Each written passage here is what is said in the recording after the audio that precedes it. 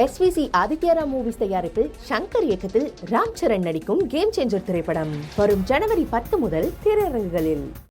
அதிமுக செயற்குழு பொதுக்குழு கூட்டத்தில் அந்த கட்சியின் பொதுச் செயலாளர் எடப்பாடி பழனிசாமி உரையாற்றி வருகிறார். அதனை பார்க்கலாம். 2:45 மணி திறந்து விட்டது. அதிகாலை 3 மணி சாத்தனூர் அணையிலிருந்து 1,68,000 அடி திறந்து விட்டீங்க. முன்னறிப்பு இல்லாத காரணத்தினாலே கள்ளக்குறிச்சி மாவட்டம், விழுப்புரம் மாவட்டம், கடலூர் மாவட்டம், தென்மனை ஆற்றின் கரையோரம் இருந்த கிராமங்கள் எல்லாம் அந்த குடியிருப்புக்குள்ள வெள்ளம் புகுந்து மக்கள் வெளிவர முடியாத ஒரு சூழ்நிலை. விழுப்புரம் நகரம் தண்ணியில தத்தளிச்சிட்டு இருக்குது, கடலூர் நகரம் தண்ணியில தத்தளிச்சிட்டு இருக்குது. இப்படி திறமையற்ற அரசாங்கம் நாட்டை ஆண்டு கொண்டிருக்கின்ற காரணத்தினாலே இன்றைக்கு மக்கள் வெள்ளத்திலே மிதந்து கொண்டிருக்கின்ற காட்சி தொலைக்காட்சியிலே பார்த்தோம். அதனால்தான் இன்றைக்கு மக்கள் கொதித்து போய் சாலை மறியலில் ஈடுபடுகிறார்கள். சட்டமன்ற உறுப்பினர்களை தொகுதிக்குள் விடவில்லை, அமைச்சரை உள்ளே விட மறுக்கின்றார்கள். முதலமைச்சரே ஏன் உள்ளே போக முடியாத சூழ்நிலை இன்றைக்கு தமிழகத்திலே ஒரு அவல ஆட்சி ஏற்பட்டுக் கொண்டிருப்பதை நாம் நினைவு கொள்ள வேண்டும். 234 தொகுதியிலையும் ஜனவரி மாதம் இறுதியில் நான் சுற்றுப்பயணம் மேற்கொள்வேன் என்பதை இந்த நேரத்தில் தெரிவித்துக் கொள்கிறேன். இங்கே வந்திருக்கின்ற ஒன்றியச்சால், நகரச்சால், பேருச்சால், பகுதிச்சால், மாவட்ட கழகச்சால் மூலமாக 234 தொகுதியிலும் தமிழ்நாடு முழுவதும் சூறாவளி சுற்றுப்பயணம் சென்று மக்களை சந்தித்து இந்த ஆட்சியுடைய அவலங்களை எடுத்து சொல்லுவோம். நான் உங்களுக்காக இரவு பகல் பாராமல் பணியாற்றிக் கொண்டிருக்கின்றேன். உங்களுக்காக நான் துணை இருப்பேன். அதேபோல் கழகத்திற்கு நீங்கள் துணை இருக்க வேண்டும். மீண்டும் 2026 மக்களோட ஆட்சியை அகற்றப்படுவதற்கு நாம் சூளுரை ஏற்க வேண்டும் என்று நேரத்தில் தெரிவித்துக் கொள்கின்றேன்.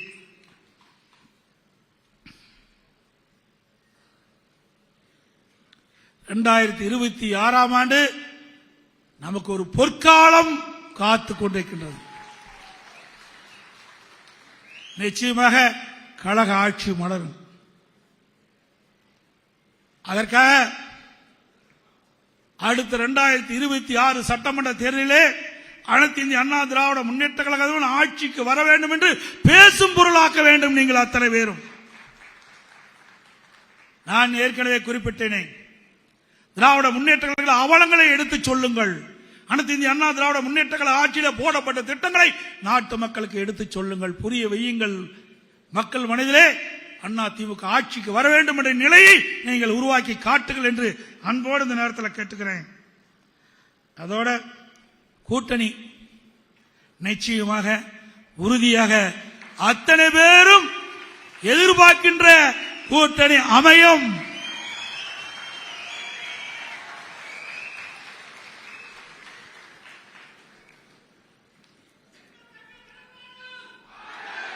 நீங்களே எண்ணி பார்ப்பீங்க.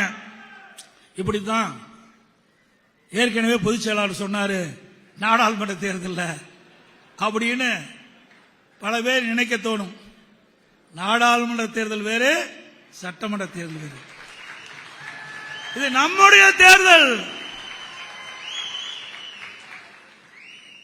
அனைத்து இந்திய அண்ணா திராவிட முன்னேற்ற கழக தலைமையிலே பிரம்மாண்டமான கூட்டணி அமையும். மக்கள் எதிர்பார்க்கின்ற கூட்டணி அமையும். கழக நிர்வாகிகள், தொண்டர்கள் எதிர்பார்க்கின்ற கூட்டணி அமையும். மக்கள் விரும்புகின்ற கூட்டணி அமையும். அதே அந்த கூட்டணி மூலமாக அனைத்து இந்திய அண்ணா திராவிட முன்னேற்ற கழகமும் கூட்டணியும் பெரும்பான்மையான இடங்களில் 2026 சட்டமன்ற பொதுத் தேர்தலில் வெல்லும், வெற்றி பெறும், ஆட்சியை பிடிப்போம்.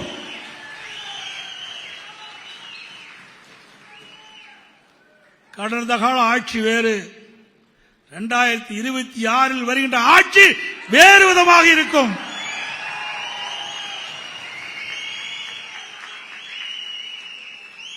இன்றைய தினம் ஆட்சியில் இருக்கின்றவர்கள், அதிகாரத்தில் இருக்கின்றவர்கள் அதிகார போதையிலே ஏதோ பேசிக் கொண்டிருக்கின்றார்கள். அதற்கெல்லாம் 2026 சட்டமன்ற தேர்தலில் தகுந்த பதிலடி கொடுக்கப்படும்.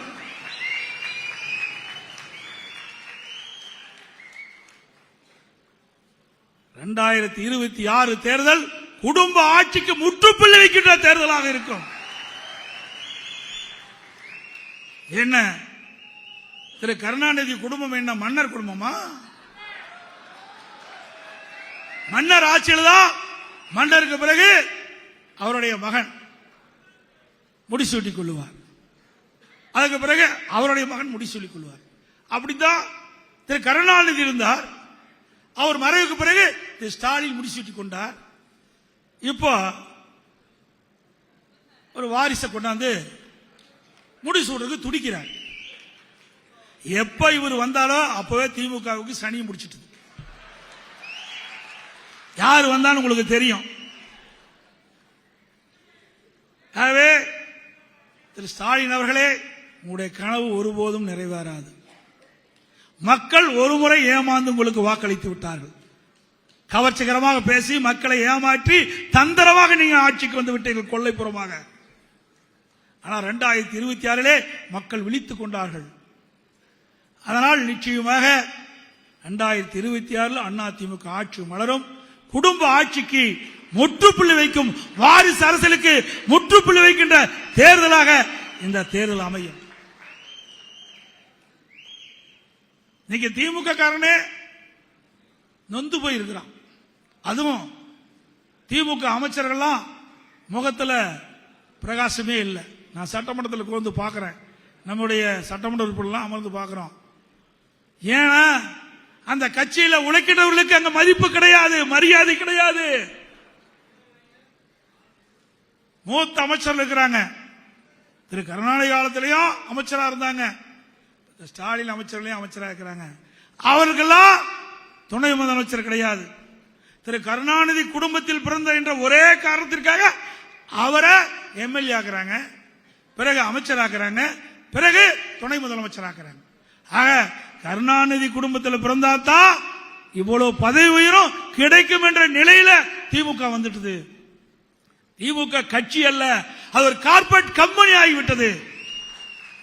குடும்ப உறுப்பினர்கள் தான் அங்கே ஆட்சி அதிகாரம் செலுத்த முடியும். ஆனா அப்படிப்பட்ட நிலைமை 2026 மாற்றி காட்டப்படுவார்கள் மக்களால்.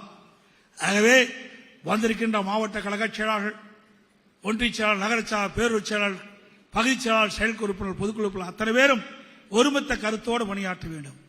நமக்குள் அங்கங்கே சிறு சிறு கருத்து வேறுபாடு இருந்தாலும் அதையெல்லாம் கலைந்து ஒற்றுமையாக இருந்து தலைமை கழகம் அறிவிக்கின்ற வேட்பாளரை வெற்றி பெற செய்வதற்கு நீங்கள் பாடுபட வேண்டும் என்று அன்போடு இந்த நேரத்தில் கேட்டுக்கொள்கின்றேன். இன்றைக்கு அனைத்து இந்திய அண்ணா திராவிட முன்னேற்ற கழகம் தொண்டன் எழுச்சியாக வந்து விட்டான், மக்கள் எழுச்சியாக இருக்கின்றால் இதை நல்ல முறையில் நாம் பயன்படுத்திக் கொள்ள வேண்டும் என்று அன்போடு இந்த நேரத்தில் கேட்டு வருகின்ற பொதுக்குழு உறுப்பினர்கள் அத்தனை பேரும் இன்றைக்கு சிறப்பு அழைப்பாளர்களும் இன்றைக்கு வீடு செல்லுகின்ற பொழுது பத்திரமாக வாகனத்தில் செல்ல வேண்டும் என்று அன்போடு இந்த நேரத்தில் கேட்டுக்கிறேன்.